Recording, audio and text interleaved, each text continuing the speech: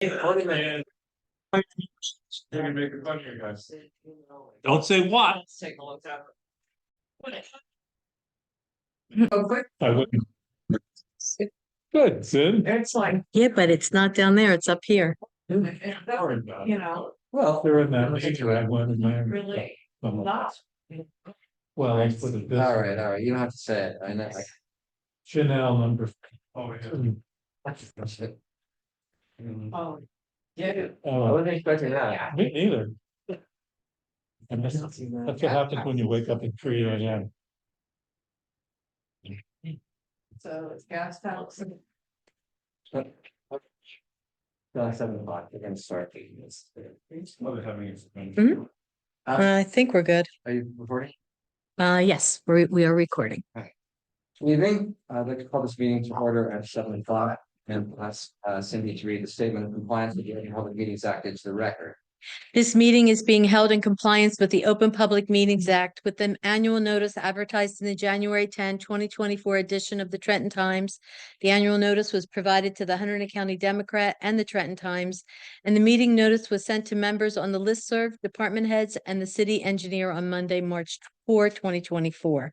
The meeting agenda provides for action items known at the time of publication and is subject to change. This meeting is being recorded and streamed live using the Zoom meeting platform. Roll call. Yes, please. Councilwoman Kaminsky. Here. Councilman Lyde. Here. Councilman Stegman. Here. Mayor Noack. Here, And just noting that Council President Lambert is absent. thanks. And Cindy, will you just explain the microphone situation? I will. You know, we had an issue with the microphone because we had the amplifier because we had unplugged everything for one of the storms and moved it. We were able to get it back up and working, but after our January meeting, it stopped working. So we've been working with Art of Sound, and today he came in and there was no way that he could get the amplifier started.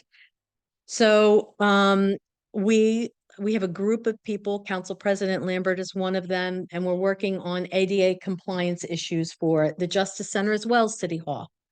And we're looking into the loop system, which actually goes all the way around and then down the middle of the middle of the room. And in doing that, you'll be able to use an iPhone if you have it to connect your earphones and connect right in, or you'll be using our other system if you don't. So right now we have a choice, a short-term plan, which means that we purchase an amplifier, or we wait for long-term. So we're really doing our best to try and do the short-term and get something that's inexpensive that we can maybe use at City Hall or some other place later. Do you just need an amplifier, a regular amplifier? Well, when I was I may with John have one in today, the basement. okay, maybe Look, I have to look because it. My electric guitar, it's in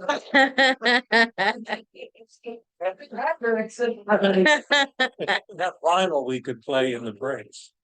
It's not for, to convey your voices to. Correct, yes. Well, speed. Yeah. Yeah, they're playing on. Part of the problem is this room doesn't have very much, Sound. the sound bounces. Yeah. And so that's what people with hearing aids have issues hearing. So If you'd like we're to working sit to in the- resolve it, and I apologize. This is kind of out of my wheelhouse, but I'll do what I can. And I'll look to see if I have. he said something about 700 amps.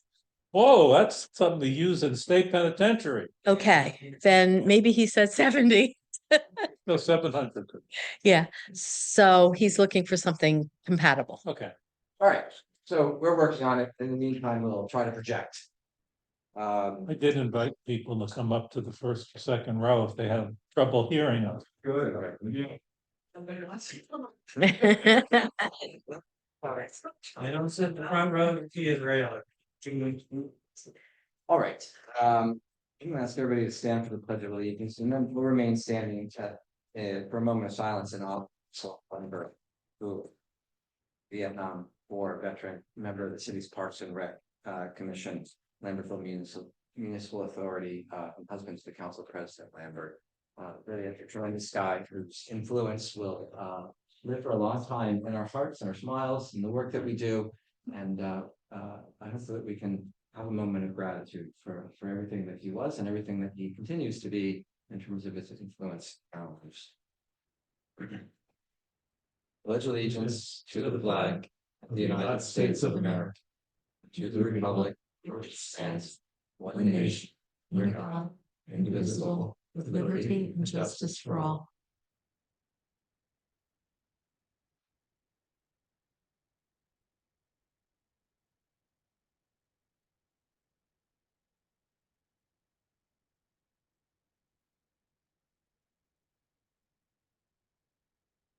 Thank you.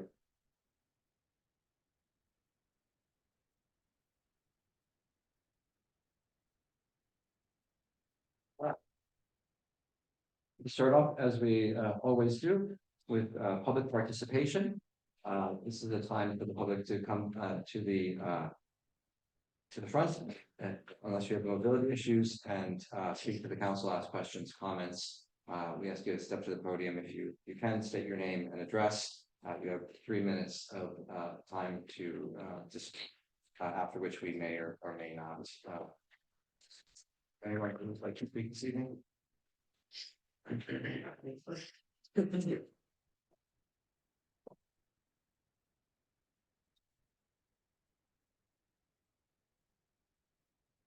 Jeff Tittle, 33 Wilson Street. I guess what I want to talk about is the ongoing focus group on stormwater utility. And I think that's an appropriate name because it's really not a stakeholder meeting of any kind. I watched some of it, and what I found was that it was very one-sided. It was fair and balanced, sort of like Fox News' model. And the reason is because you really can't ask questions, and many of the people there are not really schooled in that background in the issues. And so in listening, there were some things that I wanted to just point out that had I, been able to ask questions or other people, maybe we would have, gotten some answers. I mean, first and foremost, people in charge are in the business of doing this, and they're going to make money if we do adopt an ordinance. They're granting us now, they got money to do this. And that's what they do. And they go around, and some of the groups pushing this are being well funded to do this without any results. Because not one town in New Jersey has done it. So the point that I wanted to kind of get at, like, one of the things they said that if we have a stormwater utility and they use, it would lower sewer bills. No, it won't. That only happens in towns that have combined sewer overflow.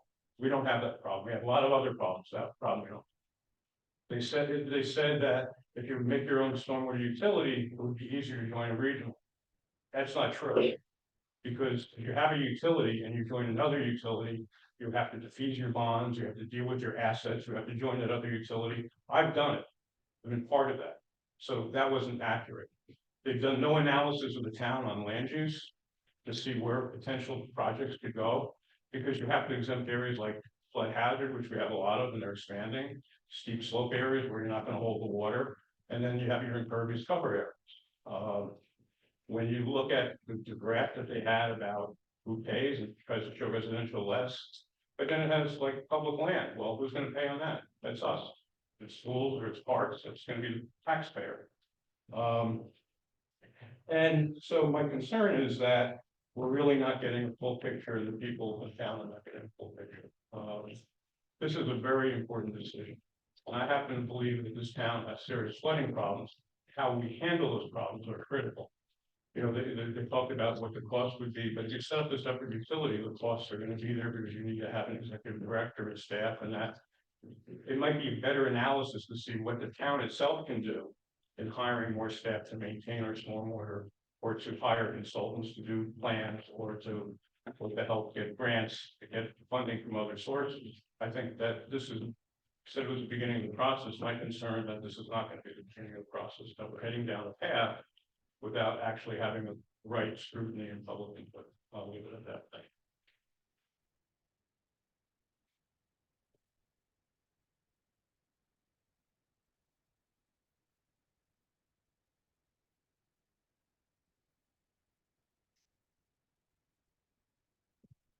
Hi, Judy Gleason, 86 North Union Street. Since the subject of stormwater came up early, and I don't think we're gonna go that long, but I wanna get home to see the State of the Union, so starting here.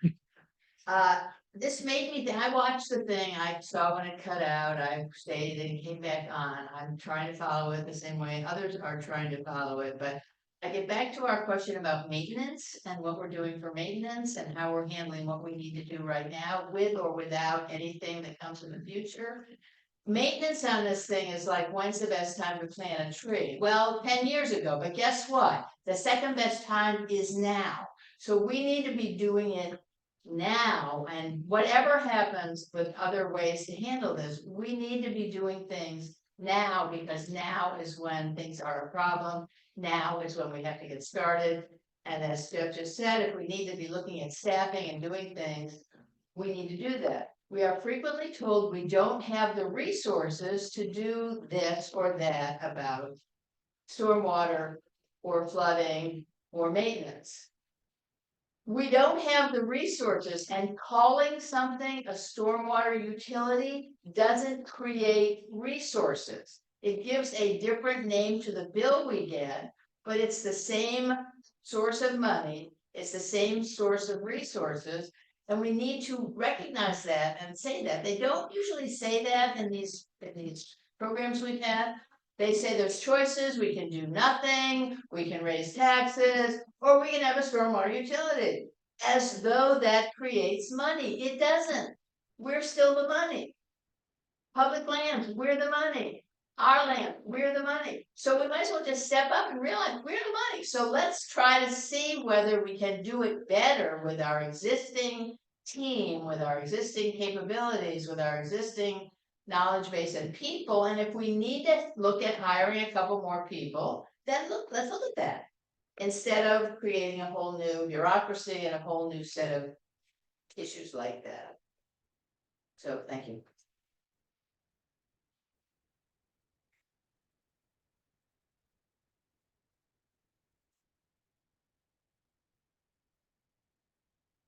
Thank you.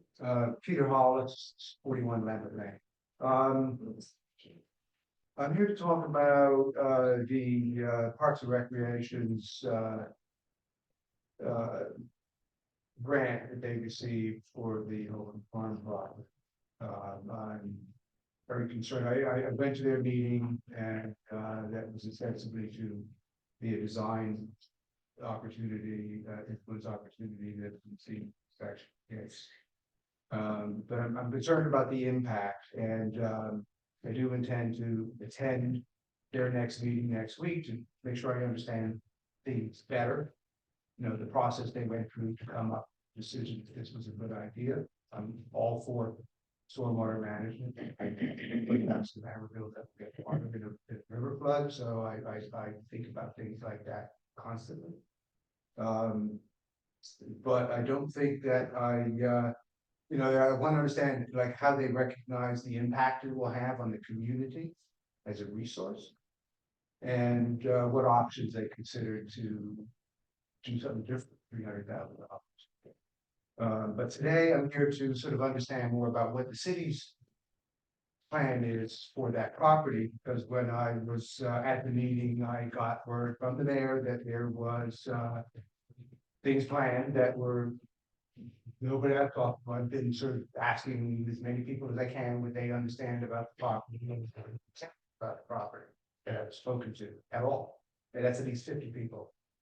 I want to see it also if there's something I can offer to help, because I don't want to come here and say just be a complainer. I like to contribute where I can. And I want to focus on what is I think a need for better communication in the city of things like this, that property. I've talked to 50 people, 2 people said they're very aware that that property is city-owned property that we can access. Unless I'm trespassing 3 times a week, I use that. I'm very familiar with the property. I use it as part of my route in the evening to go around town running. But I believe generally that the city is squandering a huge opportunity. I'm very familiar with it. I take a picture literally every time I go there. It's really spectacular. Go up onto the top two corners. It's the best view in town. It struck me as incredible that nobody else is there ever. And, you know, that property is really a gem, right? If you go up there and you see it and you feel it and you just absorb it, it's really spectacular. So I just want to point out that 25 years ago, I was confronted with a similar situation when I lived in Reddington Township. Reddington had just bought a 60-acre farmstead, or had just acquired a 60-acre farmstead near me that I had been using as a horse trail. And I was like, oh boy, their intention, it seemed, was to actually subdivide it and sell it. And I felt that that was unfortunate, and went and got involved and recognized that there were other people similarly concerned. It turned out that they used that property as a resource for the community. This was 30 years ago, and it's still an incredibly valuable resource. And so we, on that property, this property is very similar. We had a historic building that we converted to a museum that the schools used to do recreations. We did farm demonstrations on the property, we had trails on the property, and it was a community event. We had barn dances. There's an awful lot of things that can be done with that property. The plan by the recreation committee is to actually essentially make the entire sort of right-hand side, the southern half of that property unusable. It's a great trail that will be mowed through it. And so I want to find a way of getting more people aware of it, try to get involved with people to participate in the process, because it doesn't look like anybody really generally is familiar with what the opportunities there are and what the outcome of the property, disposition of the property is going to be. Thank you. Anyone else in the room? Anyone online? There is. Margaret, please state your name for the record and go ahead and ask your question or comment. Thank you, Margaret Carnelli, Maxwell Assets, 1 North Johnson Avenue, Hamilton, New Jersey. So I had just 2 brief questions, really. One, I wondered if we could have an update on the status of the resiliency, I don't call it engineer, but Kleinfelder project and where that stands. I think the city is very fortunate to have that grant for the next year. And I understand that it's just really now getting started. And then second, on the application to become certified for the historic status, where that stands. I know it's a process with DEP and there's ordinance revisions, but I, again, just was asking for an update on those 2 items. Thank you. Anyone else? No. How many people do we have online? We have 6 people online. Yep. Have a motion to close public comment? Second. All in favor, please say aye. Aye. Aye. Does any of the council want to make any remarks or answer any questions? Just so your comment about the Claus property, which you're now calling Oakland Park. We have talked a lot about it at meetings, and so anyone who's been here for any meetings, I think, knows what council would like to do with that. We are exploring trying to sell 2 smaller portions of that. The log cabin market, but the large portion of it, to be honest, on reserve, we actually have funding that's going to prevent us from developing that future that we've accepted. So through Green Acres. So I don't know what 50 people you talked to, but they are listening to what we've been talking about for the past year. So, and I love what you said, how you have some ideas, and I would encourage you to reach out to Parks and Recs and get involved with that. We need more volunteers and people with great ideas. So thank you. Any other thoughts from the council? Okay. Just a couple thoughts from me. I was going to talk about the stormwater utility a little bit later on, but I'll just touch base on that. So really the purpose of the focus group for us was really to kind of pull in a variety of people. We do have people who own large commercial properties, people in different residential neighborhoods, profits, it would represent a church there, a Catholic church. A man who owns a lot of apartments here in town. And really the purpose of the focus group is to get people to be asking questions, which they've done. And he decided, Crimson Hydro and WSP decided at that meeting that we'll have our first kind of full public meeting on April 23rd. I haven't had a chance to announce this yet. That'll be an open public meeting. The members of the focus group, some of them will be there for that to maybe help guide some of the questions, comments. I would certainly encourage, and I haven't had a chance to speak to the council about this, but I would certainly encourage council members to attend. Feel good on the day, so everybody be kind of out here, and I'll give everybody in the public an opportunity to listen and to ask questions and to kind of learn a little bit more about stormwater utilities and some of the data that's being presented. So that'll be April 23rd, and we will publish notice that meeting since the council will attend, but there will be no council action taken at that meeting. It'll just be April 23rd. Yeah. There'll be one further focus group meeting after that on the 5th. I think it's on the 5th of May. I'd have to double check, but no, not the 5th of May, because that's a Saturday. Sunday. A Sunday. I do need to make a correction. Speaking of May 4th, I put that as the budget potential second hearing and budget adoption date in language matters. I meant to say May 2nd. So we'll make that correction. We will be doing that at the May 2nd council meeting. But I mistakenly wrote the 4th. And just Judy, to your point about maintenance and stormwater. So, you know, one of the things that we, and I'm just going to talk a little bit about I'll talk a little bit about the grant, the stormwater management grant that we got. We are doing a lot this year. I'm putting together the stormwater pollution prevention plan. It's a huge task. And we're probably only one of a few communities in the entire state that have submitted it and have got $50,000. In fact, the former engineer told us this week that he thinks we may be the only municipality that submitted that and got the grant. So we are working on maintenance. It's important when you understand the maintenance that you have to have the framework for the maintenance. So the stormwater pollution prevention plan provides that framework. It gives us 27 pages of framework for what we have to do as part of our Tier A compliance. And as I said before, we have 34 modified or new requirements as part of that. So I actually think that we're doing quite a good job in terms of getting where we need to go. And that stormwater pollution prevention plan is available. It's posted, it's been approved by the DEP. It's posted on our city's stormwater management page. So you can take a look at it and begin to understand kind of what some of the challenges are for the city as we go into deeper and more comprehensive compliance with those regulations.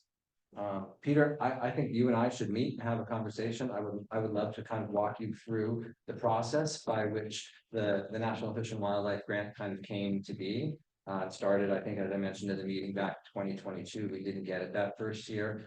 We have, in fact, talked about it many times, and it was the grant application was not done by Parks and Rec specifically. Marion Forge was a part of writing the grant application, but all along the way, the council was involved. It's a big project, and there was a lot of buy-in. There was a lot of public conversation about it. But I would love to meet with you, and just the two of us, we'll have a long conversation about how that unfolded. And I think, as Councilman Lyon said, you have some great, I'm glad that you're here, and I'm glad that you're participating and that you're concerned about the property. I think that we could benefit from the conversation. Margaret, a couple things for you. I am meeting on March 19th. With a volunteer to work through the required ordinance for the CLG. We have had some, people's personal commitments have not allowed for a lot of time on that project. So, I decided to sort of step in, and I will now be working on March 19th to get that ordinance up and running. We are using an ordinance that was taken from Chesterfield as a basis for our ordinance. Their ordinance was approved by the state. So I will be doing that soon, and I will have more information on that. I could probably give an update at our next meeting on the 21st. And then I'm pleased to say that we had our kickoff meeting on Tuesday for the Municipal Assistance Program grant. We met with members of Kleinfelder and also Ramble Engineering, which I didn't know what's going to happen, but there are actually two engineering groups as part of this. So Kleinfelder and Ramble. Ramble is a well-known engineering outfit that is, I think they're in the not in the Netherlands. They're somewhere in Norway or Sweden, but they have offices in New York. So we had a big kickoff meeting on Tuesday. On March 15th, they will come out to the city for a comprehensive site visit. I expect probably to spend 3 or 4 hours with them. And then they kind of walk through a timeline a little bit. It will be a year-long process. So the first task, I'll just take a minute to kind of go through this, and I'll release this either on the website or through Lambertville Matters. First task is a stakeholder and community engagement. So there's we're developing a community engagement plan. Happy to talk about that with anybody individually, what that looks like. There'll be committee meetings, there'll be community engagement meetings, additional engagement.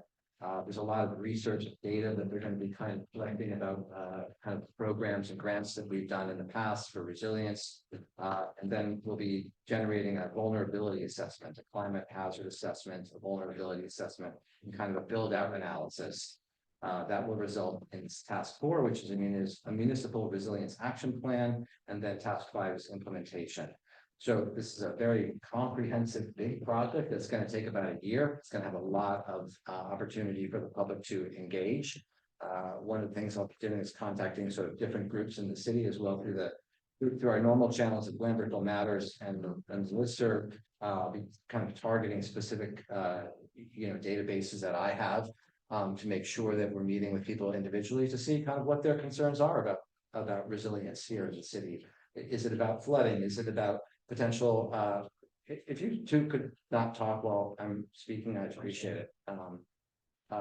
Is it about the risks of low well water on the hills? So we're going to be getting a lot of community engagement. So I will have more information on that after the 15th when we come for the site visit. But I continue to be very pleased by the prospects that this is going to bring to the city. So I think that's it touches on most of the public comment. And so we're going to move.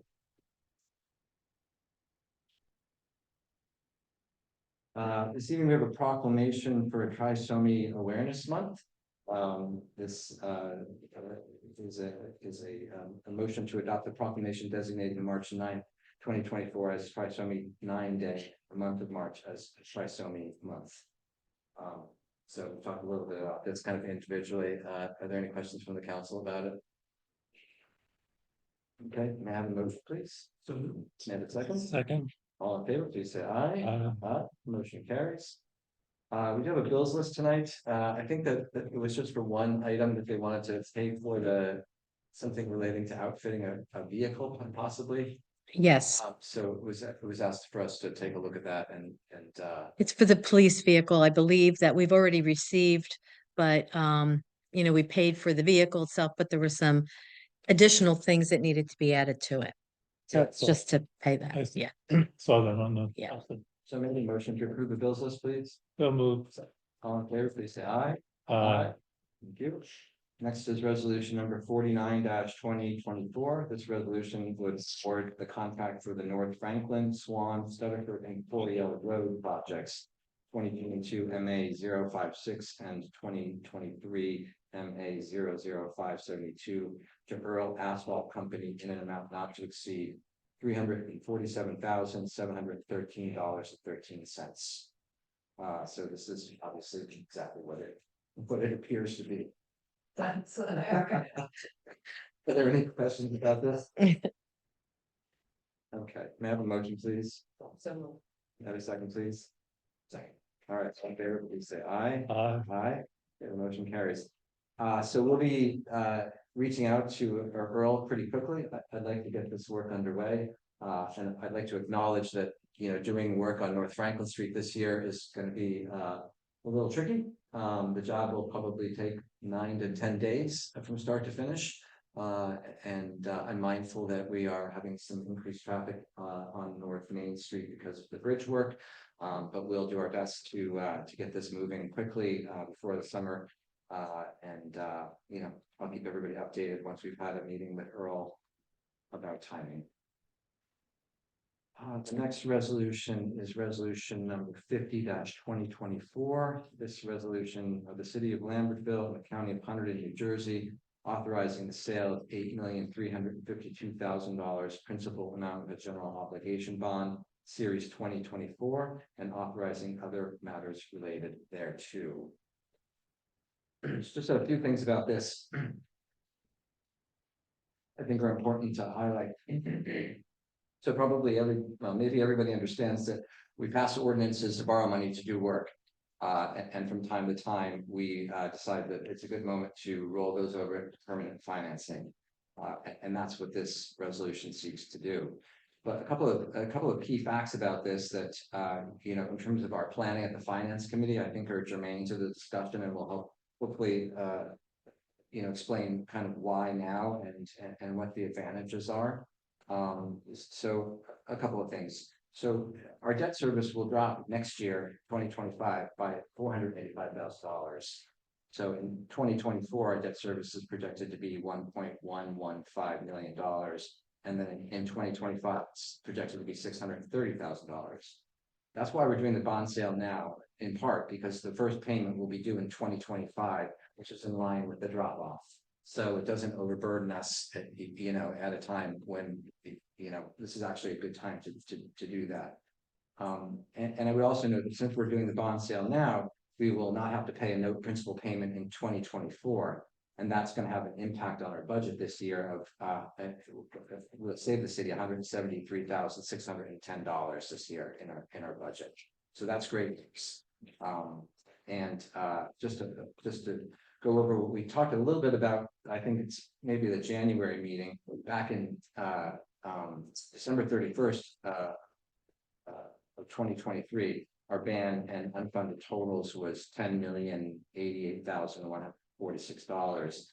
But since January, we canceled just over $853,000, and we're paying $883,000 with FEMA money that was received by the city. So that brings our bond sale amount down to $8,352,000. Just a couple of further notes about that. You know, whatever money we may receive from the sale of property, whether it's the smaller lots that we've been trying to sell now for a couple of years, or whether it may be the proceeds from a sale that might happen up at the whole park, that money will also be used to pay down the debt. As will DOT grants for the Sutherland Swan and Coriel. It's $185,000.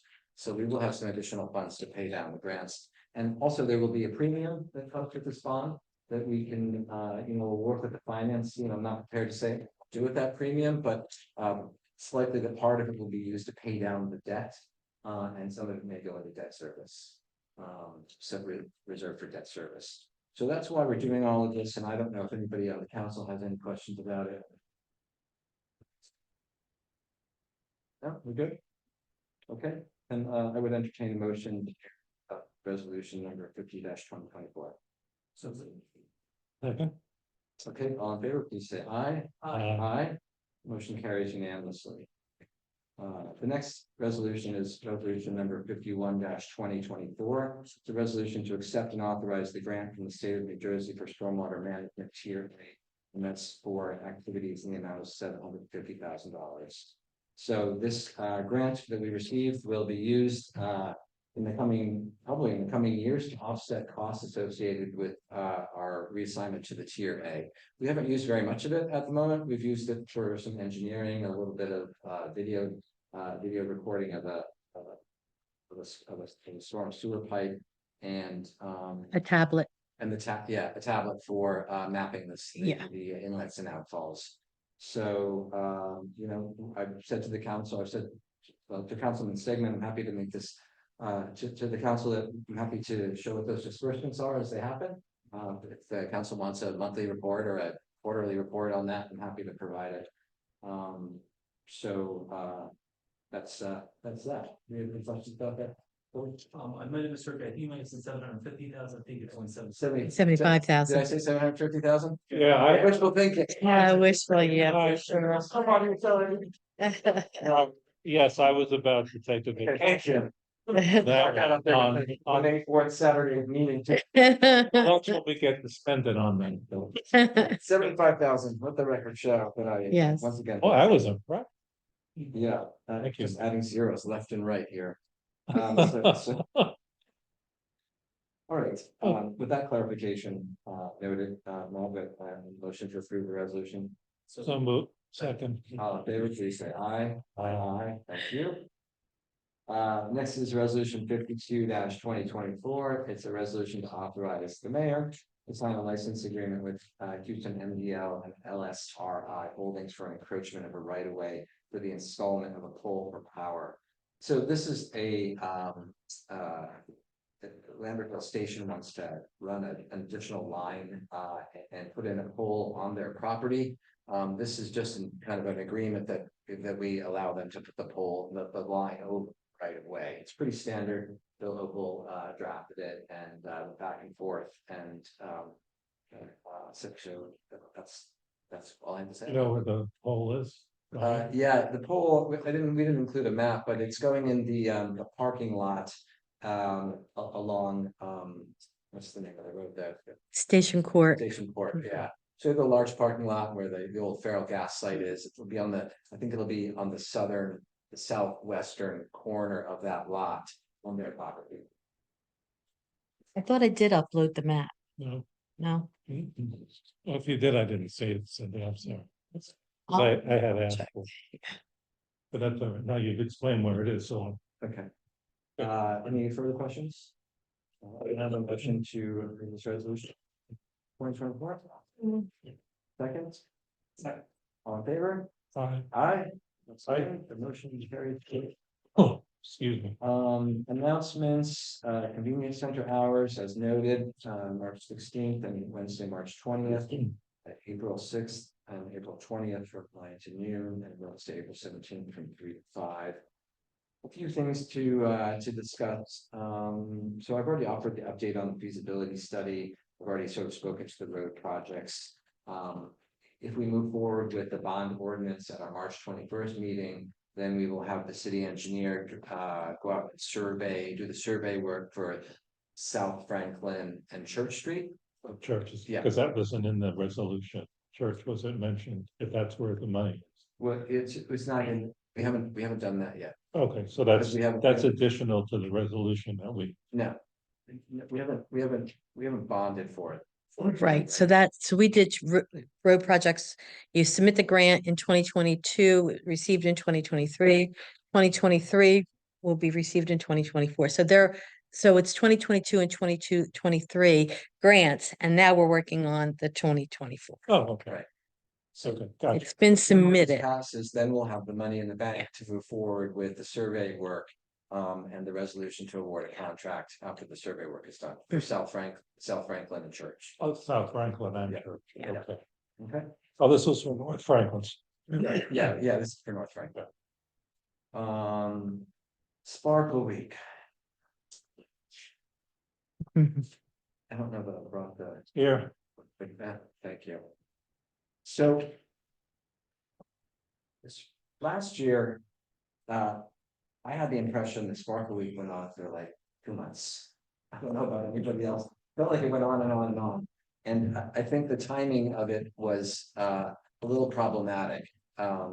So, you know, we've had a number of conversations about this, and I'll try and explain this, and we'll see what you guys think. So Cindy, help me out here if I begin to falter. So last year, residents were able to put their items out a week before the pickup date. And items that did not get picked up by other tenants did not necessarily get taken on the day because they were bulk, because they exceeded the bulk, right? Well, so you put your items out last year. You had to decide whether you're taking them in or you're going to get a permit. People kind of wavered and left them out for longer because it wasn't really clear to them. And then finally, when they did come in, about a month had passed before Public Works really got the permit and went out and picked it up. Yeah, I thought it was pretty confusing last It year. was Like, no, and you couldn't really participate. Being a fan of Sparkle a Week, huge fan. right? And, you know, I'm always curious what Sparkle Week really costs and like how we can, you know.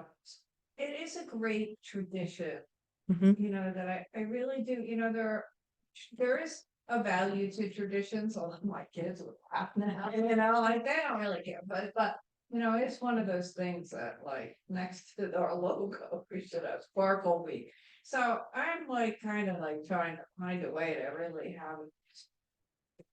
We could make movies about the old Sparkle Week or how we, you know, a new procedure. I'm open to hearing, because last year my neighborhood. It was confusing. Yeah. Absolutely confusing last year. And I'll just say one more thing before I let you guys sort of go on. I think my recollection is that the first year of COVID, I don't remember if it was 19 or 20. That Sparkle Week was a Sparkle Week and all Sparkle Weeks because everybody was at home, every basement, Oh, every right, attic I right. cleared out. I rode around on my bike. I just could not believe the sheer volume of stuff. Mhm. It was unbelievable and it cost the city, I don't know, we could go back and find the cost, I but want to say $16,000. that seems conservative.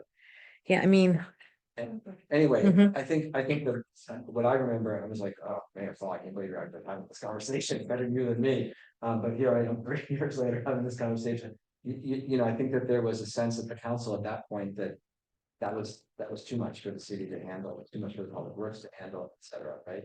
And so we, you know, we struggled over the last 3 years trying to find a little bit of balance. So, you know, I'm not closed off to the idea that, you know, we should have this conversation. The way this is being proposed at the moment is that residents would put their items out for Sparkle Week starting on a certain date.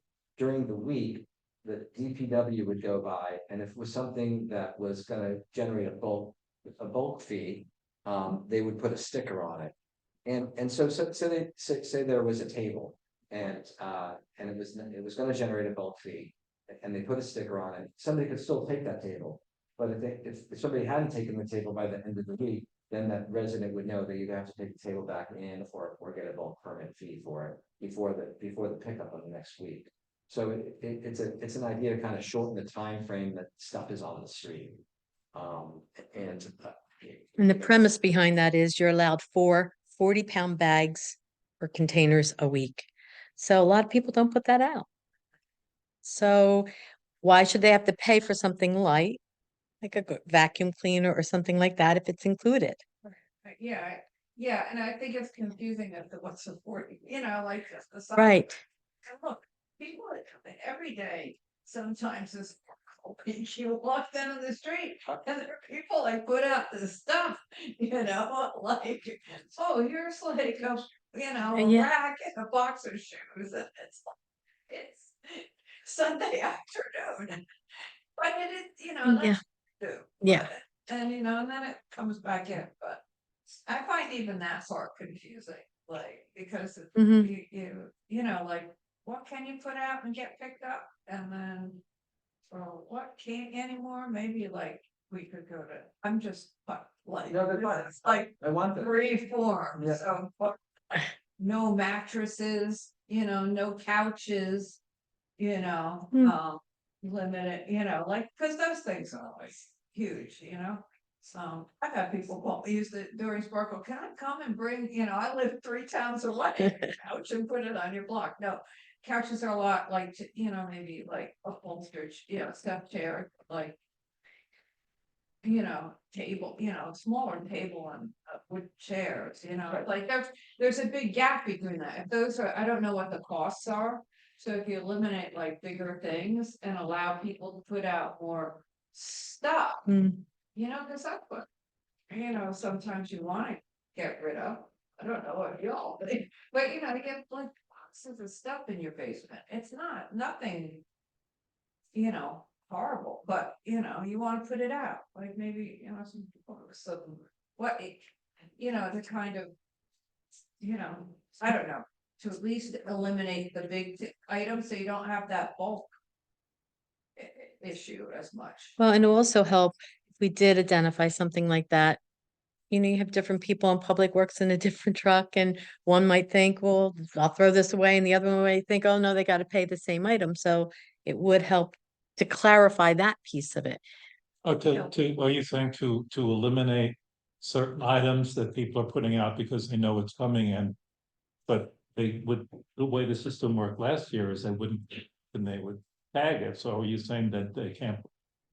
Not saying, but suggesting that we should eliminate what can be picked up during Sparkle Week, Mm-mm. I think it's actually. or make it more defined. Yes, Yeah, just so, just yeah, more you know, defined. big thing. Yeah. Couch, can't bolster, you know, stuff, chair. Can't put out a like, you know, if you had I don't know what, you know, we'd have to really see what it is, but you know, I would think mattresses and box springs and couches and chairs, you know, chairs are a big, and you can't put out electronics, right? I like that idea. I mean, we could use the full trash list and just work down it. Yeah. Yeah. Yeah. Right? Well, it certainly takes the Stereo. Yeah, right. it certainly takes the weight aspect for the people that are picking it up down to one person rather than three people picking up a huge couch, which is Right. On the in the disposal fee. that's, yeah, exactly. You know, Yeah. is it, right? Well. Well, we can- 15 or 20 big couches, you've got to go to Sandtown more often, right? So, you know, I think the bulk trash permit works pretty well throughout the year. Yeah, and we'll talk about that in a few minutes. We will. Yeah, just to clarify it a little bit. Ooh, we don't want to like raise fees, we just. It's really just clarification. Well, Yeah. oh, go ahead. I'm just here. No, I think we should look at it. Okay, let's look at it. Yeah. Let's look at it. A tab for, you wanna be on the, you want to share the tab? You're on it.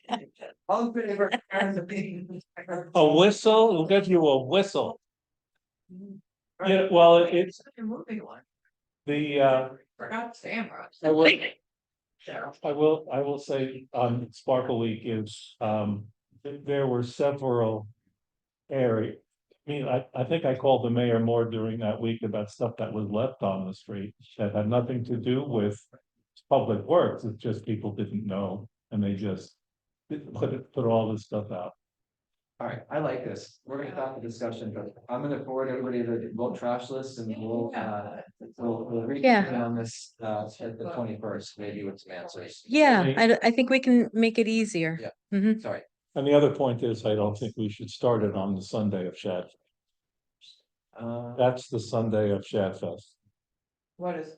The first day of the proposed day to start putting things out for collection. Well, yeah. I think we just move it to Monday. Yeah. I think there's enough going on in town on Sunday of Shad Fest. Yes. Stuff. I would put books out in chat. That's right. Well, there's a different thing about putting things out during Shad Fest because maybe someone will take them. Right. But as far as officially starting putting out stuff, even if it's in zone 1 or 2, and I'm not quite sure what zones they are, just wait until Monday. No, I got, what, well. No. You know. Public comment. All right. So that. Yeah, we got another one coming in a couple. Yeah, so no matter what we decide, let's come to the conclusion that we will not start on Stratford Fund. Fine, done. Okay, Thank you. um, Now, Saturday, be better. more to follow. Let's see, so municipal fees, Cindy, I'm just gonna run through this, if you don't. Sure. So it's been a long time since we updated our return check fee. Actually, I don't think it's ever been updated. And we kind of talked about this a little bit in the finance committee, and no one really wanted to raise it much beyond 25. But when you think about the amount of time staff puts in collecting a bounce check, I think 25 is really doable. Same thing with tax map revision fee. We started that in 2014 to update the tax map. And we charge $150 per lot when they do that. So raising that and given the thought of all the increase in fees that we pay to engineers, et cetera, making it to 125 per lot, I don't think would be terrible. Can you explain why people do the revisions? Well, You have to do it, first of all, but we, the city has to update our tax map, and so this money would come to offset the fees that the municipal fees, they actually would be paying us the fee that our engineer would charge to take one lot that was subdivided and make it now two. And it subdivisions. Yes. Have brought these, Yes, brought the prices up. So if someone does a Correct. subdivision, they should pay what it costs for us to do it. that's right. Yeah. Yeah, so that one, and then facility use fees. Right now we charge $25 per use, and we ask for a $250 deposit, which is returned if there are no damages. And I have to say, Knockwood, ever since 2011, we have not had anybody damage any of our parks, so we've been very lucky. But it's used for the Justice Center, it's used by HOAs. We get a lot of requests for it. Local nonprofits, we don't charge them the $25. Do we get security? We deposit? do get the security deposit, and we do get the certificate of insurance. And I know that people want to keep it low for residents because you don't want to charge them twice because they are paying taxes, right? Right. But we have people from other communities, like last year, we had a business community from Pennsylvania that used Cavallo Park a couple times for picnics to, to host their staff and to do some meetings. And, I just wonder if we shouldn't charge a non-resident fee like other municipalities do. But with the same fee so we'd have to figure out what the fee is. basically. Correct. And I did put this in front of Parks and Rec, who thought it was a good idea, but had no recommendations. Mhm. So, I know some of this maybe we're not ready to move forward on, but if we are, we'll add it to the Well, next agenda. We also have a 8-acre park that people may want to use, so as well for events So and be from out of the area. the one thing that I don't like about it is, when we rented Cavallo Park for my son's birthday party, insurance, and you gotta pay for that. And some homeowners policies a lot of them would apply, it really does not now, so that's an added cost. So I am in favor of not charging residents as much for that, because one, they've gotta pay for the certificate of insurance, which even though I don't like, we can't take the risk that the property is gonna be damaged, so I would prefer not charging the residents for that, but I think a non-resident, obviously, I think, a small fee, cause obviously it's taking up the ability for residents using it too. That's the other thing. Like if this non-residents coming in, that means residents who have paid taxes aren't able to use it. So I do like that idea. Can you talk about the certificate of insurance? Yeah, so When you go for a certificate when somebody, not just you, goes for a certificate of insurance, because I know it's required for a lot of events that even the Right. Shad Festival. Yeah. But does the city have an underlying policy that covers liability, or is We this? do. We do. Well, that's part of the check, but we pay, I mean, we pay for it too. So in exchange for us, being part of this collaborative, JIF, they want us to have this because it's easier and it's better for the people that are renting to get the insurance. That way, if there's an issue there, their insurance policy purchase is gonna pay it, and the taxpayers aren't gonna deal with any mess. Okay, So it's necessary, but I mean, how many, I think my son was 3-year-old at the time. How many 3-year-olds birthday parties do you have damaged? Very few, but they happen. So, and it's public property, we need to take that, we need to get the insurance to cover that risk, but it was expensive to do. And, I just think that charging a fee like what are we charging now? $25? Mhm. It's not that big, $250 deposit. I would prefer not charging residents for that. Cause they're already paying it. Yeah. Yeah. Property taxes, so, Yeah. but a non-resident, so, Okay. so if I hear everybody correctly, that we should not charge residents the $25, right? But and then we'll have a different fee set up for someone who's not a resident. And then we'll have, either way, both parties would be required to get insurance. And maybe, I think I agree with all of you. I think that's good. Maybe for And a deposit for damage, whatever that is. And maybe for non-residents, we consider, a tiered, or a scale, if you've got less 25 people at $50. I mean, I don't know how, I'm doing something hard, it's like, may not be, if we need to do something by numbers, or just pick a number. Yeah. $50, $100 up. Well, I'll go back and I'll take a look at some other municipalities in Hunterdon County charge. And we'll see where that goes. Yeah, Can I just interrupt for a second? Yeah.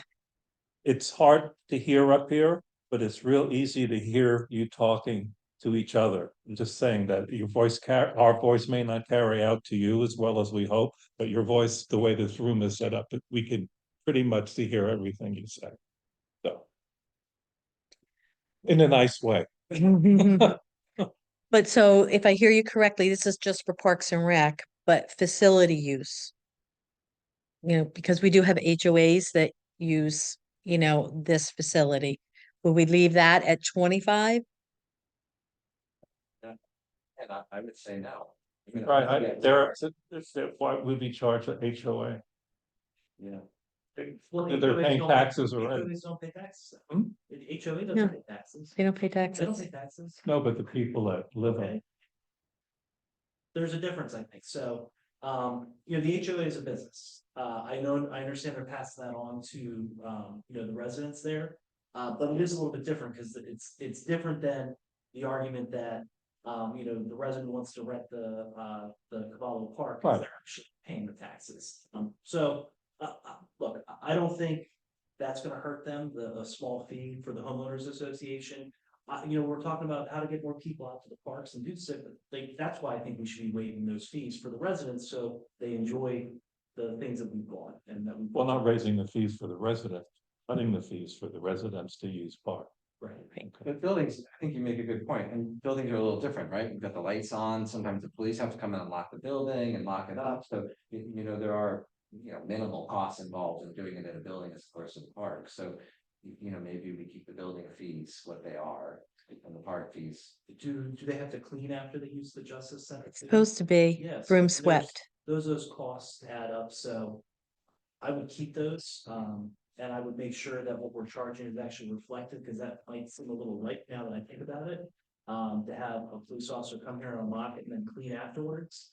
Maybe we should look at just making sure, we capture, whatever they're using, so we're not losing money, so. Well, then there's a non-refundable cleaning fee, Maybe. or what do they call it in a hotel? They have a fee to pay for everything that they can't charge for otherwise, so they have a. Convenience fee. Is it a Yes, convenience? fee. That's one of the most, And for nonprofits, I agree. I think that's wonderful to be able to waive it. I Yeah. certainly would continue doing that as well. All right, so are these things via resolution or ordinance? Are we? So all of this is by resolution. No, the facility use fee is by resolution. That's built right into the ordinance. Return check fee would be an ordinance, tax map revision would be an ordinance. But the bulk garbage permit is a resolution. And so just quickly, I can touch on that. There's a difference from a kitchen chair to, a big Barcolander. And there's a difference from a regular couch and a 3-piece section. And so what we were finding is we just say couch. And so people are putting out like sectional, and it's really 3 pieces, and that totally loads the garbage truck. They can't take anything more that day. So by looking at this, we just want to clarify it and say, each 3-piece sectional, and it will be charged like the $25 fee. Should we just put length on there? I mean, that might seem easiest, like if it's a Yeah. couch this length, it's this much, that way it doesn't. Well, there's a love seat thing, you gotta. Right, we do have love seat in there. We do. We do. Oh, wonderful. But we just wanted to clarify some things and take the items that are maybe heavier in volume and bump up the price on that. Like if you've got the $15 chair, it's a wood chair, leave that, but just maybe $25 for something that's heavier. The problem with measurements is that people are going to install to do that. They're not going to measure if they're so fat, then they're going to get said rightfully that we're gonna say go home. Is it 70 inches or is it 96 inches? So, People are anyway, it's much bigger. Well, and you know, clarifying an entertainment center, because there are entertainment centers that are this big and entertainment centers that are this big. So we've been trying to work with Lester and his group, because they're out there seeing it every day, to try and transfer that to the bulk rate. and I think our bulk rates are very reasonable, honestly. And if you put down, somebody picks it up, you can go get a refund. So, Yeah. I mean, which has happened a number of times. Is that right? Yeah. Stuff out, and then somebody picks it up, and I go and I get my refund, so. Oh, God. Off with your head. So we'll work on that. for We'll next work time. on that. Yeah, absolutely. I think- Thank you for doing I that, think, Reed. Cindy, I think we've got the vibe here, right? We got the vibe. Yeah. We do. We're for sure. All right, just a note about proposed ordinances, so we are working on a valet parking ordinance. Thank you, Councilman Stegman. And Ben. Council President, Lambert for getting that going. It's been reviewed by Cindy and Lindsay, it's been reviewed by Bill Opal, I've taken a look at it. Needs some winnowing, I think, Somewhat. needs some parsing, cutting down a little bit here and there, so. I don't know. Editing. Well, That's a good word too. Well, The crap. the, Yeah, I don't care if the valley smokes cigarettes in a straight town, but I think I need to be in the ordinance. yeah, the ordinance that we used as one of the models was Princeton, and Princeton is much more, it is a stricter downtown. Yeah, they have to comb their hair and wear jackets. Yeah, there was a lot of requirements Yeah. that, that they put in there that we not necessarily need to include in ours, so it's good to have a lot of eyes on it. All right, we're working on it. All right, we'll have our second public participation period, same thing as before, 3 minutes, name and address. I'll respond. Right. Paul Stevens, 39 Quarry. I have a comment about the gentleman earlier that talked about wanting to know what was happening with Lawson / Holcomb property. Look, I've been as engaged as anybody in this. I've come multiple times at the beginning of last year. You started off by saying that it's gonna be a priority for the coming year. In 2023, it was gonna be a priority. Gonna develop a plan and everything. We're gonna hear about it. I kept asking for a plan. There were times where there were ordinances to get money for grants from the county. And I got up here and said, I want to know what is going to be encumbered if we accept this grant. I was told, oh, this is just to apply for the grant. It'll be later. And apparently, this has happened with the wildlife fishing game thing. Because I just heard from the comment there that now we're encumbered by what we can do with this because we've accepted that grant. I didn't even know that there was any possibility of the Fish and Wildlife grant. I'm talking about, well, time out. Let me finish now, okay? And so I agree with the gentleman. There hasn't been a lot of public discussion of any progress that's been made. I haven't seen a lot of it. There has not been a holistic plan put together. We spent money to get some professionals in here to come up with some possible uses of the property. I don't recall hearing anything more about, maybe I missed it. I mean, I come to a lot of meetings, I don't make every one. So I'm just saying, it's not as clear that it's been a public discussion about what's going on, or that we even have, or that people should know that there is a big overarching plan where we're gonna do this, this, and this to the property. All that I know about is we're renting out the homestead to Fisherman's Mark. Okay. As far as Sparkle Week goes, I mean, look, people are gonna leave it out there and hope they get it taken. Well, if you want, I mean, have people come in and get their tags, like you say, and give them a refund if it doesn't go. But if there are things that don't have a tag after a week, double the amount it's gonna cost them to have it taken off, all right?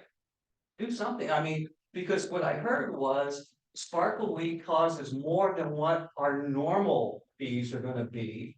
Because we have to make multiple trips, so on and so forth. We have set those fees. All right, for couch, and maybe we need to divide up a little bit more, I don't know, but I mean, I was actually looking at the fee structure the other day, I'm gonna have to get rid of a toilet. Okay, I'm gonna come in and think it was $15. So you'll see me next week. Okay. Anyway, that's my comment on that. I think there are creative ways to do this. To get people to pick up their stuff.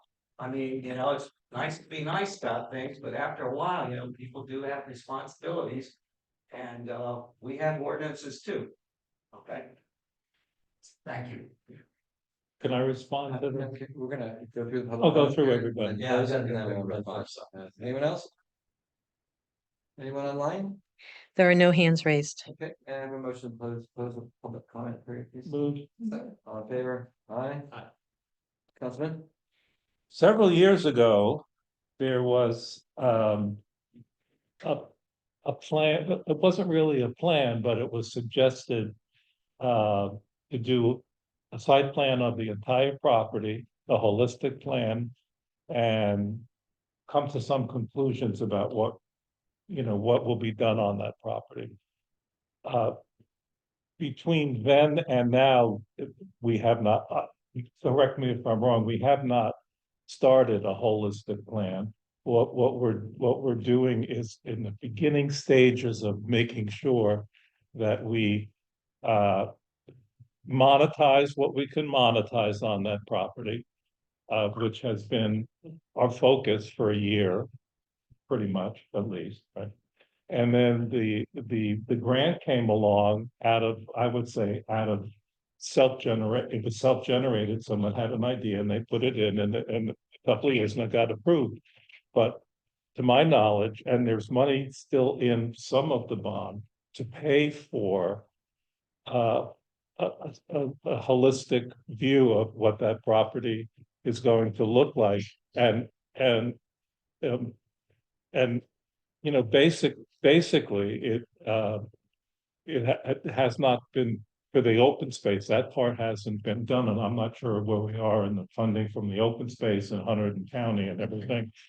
But the parts that are in the zones that are not part of the Green Acres Fund, we have control over. So we're focusing on ideas that I'm sure at one point we will present to the public. But as far as a holistic view of, you know, what's going to happen with the farmstead, the log house, and the historic house, we haven't had we haven't gone into the details to this point. I would correct me if I'm wrong, but I know we're not going to have a little model railroad running up on that hill. Right.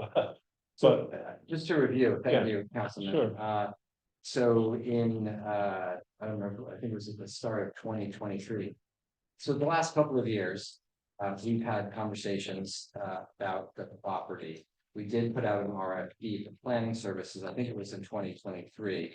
Council decided not to move forward with that, you know, awarding a contract for planning services. And, you know, in the end, while I disagreed with the council on that decision, our priorities were then pretty clearly established that we wanted to, and we said this publicly, that we wanted to subdivide at least two of the buildings and to sell those to pay down the debt. So we've been pretty, I think, pretty clear that we wanted to sell the log cabin and the farm market. And so there's that. The open space is another matter, right? So it's 2 years later, I've been the mayor, and this Green Acres process is just moving very slowly, and that's because Cindy and I are doing it, you know, and working with the state. But I'll give you a perfect example. You know, we thought we were kind of within the finish line here with the Green Acres, but all of a sudden, Green Acres is requiring something from the surveyors, and the surveyors have to get the information from the DOT. So now the surveyors are in conversation with the DOT, and who knows how long that's gonna take before they get the answer and then send it back to us and then send it back to Green Acres. We have been actively working on the Green Acres funding since I've been here, and there are a lot of moving parts in the city. And so, you know, between Cindy and myself and whoever else might be able to chip in on this stuff, it just moves slowly. But that's been our experience. When we purchased the Buchanan property, that was our experience. I think it took 3 or 4 years. When we purchased the McCann extension, that took about 3, 4 years. I So- found out that we still don't have the deed to Cavallo Park. Right, although we finally did get an email, but we finally got an email from the Sure. state saying that it's So- ours. So while you're correct, and then we have not had professionals look at the property and develop a holistic plan. Part of that is because we're busy trying to just get through the stuff we've already committed to, the open space funding. And we talked about, we're working behind the scenes to do these other things, right? I understand what may be perceived as frustration, because it's taken a long time and there are things that are happening that are not happening in purview. But things are happening and we're very aware of the property. The home office hours there, we encourage people to go up. And we do have money in the site plan bond. My priority here, and I think it probably is a priority of the council, is to do what needs to be done first. We have to prioritize getting the Green Acres funding, the county funding, and this other, selling 2 buildings potentially. So those are my first priorities. And once we get done with those, we still have the land, the grass is still growing, the trees are still there. We'll have to make some decisions. The council at some point is we're gonna have to make decisions about how we're gonna move forward with what we're gonna do with the historic house, barns, and how we're gonna more proactively encourage people to use that park, whether it's adding parking. I mean, there's gonna be, there are questions for sure. We are working on it, and I think that we've been pretty consistent about communication. I agree with that. I'm sorry, did you? No, I was just earlier, the funding that I was talking about was the open space funding, which is obviously the majority, or not majority, there's a big 4 parcel that is subject that when we accept that money, we're agreeing this area is not gonna be developed. And because I thought that's what the gentleman was talking about. His concern was, we were gonna develop this property or something, and so we've taken funding that's not gonna happen. I think we all have to remember, and I learned it last year when I came on council, it takes city government takes time. And there's a lot of stuff that we have to do behind the scenes that we can't talk about till the appropriate time. And so there's been a lot of work, there's been a lot of dialogue. We also have an obligation to the taxpayers to make sure if we are gonna sell this, that we get the right amount for it too. We just can't go and list it. We've got to get appraisals. And, as we've gone through this, yeah. And so we've done that. We're in the process of that. And, we're working as hard as we can. I think it's certainly been a priority of mine, and I think everyone else on council, to subdividing and parcel off those 2 to reduce the debt that we owe. And before we look at all this other stuff and we get, I won't say distracted, but on a tangent with that, we've got to pay down the debt. And so that's what we're doing first. So hopefully, I mean, there've been a couple times where we've been very close, where we're gonna announce it. In the past 2 or 3 meetings, we've been very close, so, hang in there. And just lastly about, encumbering the property in any way, shape or form, whether it's through Green Acres funding, which does have restrictions. There are restrictions. You have to have public access, and there are a number of things that we're more than happy to commit to because it's a successful program and it's good. The National Fish and Wildlife Foundation grant, I would just encourage people to read it. It's on the city website. And, I'll speak to Mr. Hollis about this, but there's really, to my mind, nothing about that grant that is going to restrict people's enjoyment of the property. We're going to be planting a wildflower meadow. It's going to be mowed at the end of the year. The sledding hill will be available. There'll be a trail. You know, and that's only on half of the property, right? And we will do a succession planting up at the top. The stream definitely needs buffers, it definitely needs planting and vegetation. So I would encourage people to really, I mean, I think it's a fantastic grant. It's a pain in the neck, I can tell you, to administer. I nearly pulled my hair out the last compliance meeting we had. It was really one of the most tedious hours of my life. And it's gonna take a long time, and we're not gonna be talking about it, but. And they call that the whole program that you have to use is titled Easy Grants, Easy grant. but it's not. It's not, it's not. It's you wanna talk about bureaucracy, try and get the federal government and the state government and the municipal government to kind of like. Which owl or salamander to protect and how it's best protected. So hang in there, and in the meantime, go for walks in the park. Mhm. At this point, we'll close the public comment period. I'm gonna entertain a motion for adjournment. So moved. All in favor, please. Aye. Aye. Thank you very much, council members. Thank you for coming. Ladies and gentlemen,